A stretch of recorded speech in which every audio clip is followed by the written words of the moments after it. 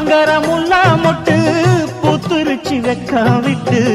ஆசையில தொட்டு புட்டேன் நெஞ்சுக்குள்ள ஜல்லிக்கட்டு புடிவாரமானே ஒரு கடிவாளம் போட்டேன் மலை நாட்டு தேனே ஒன்ன மடி மேல சாச்சேன்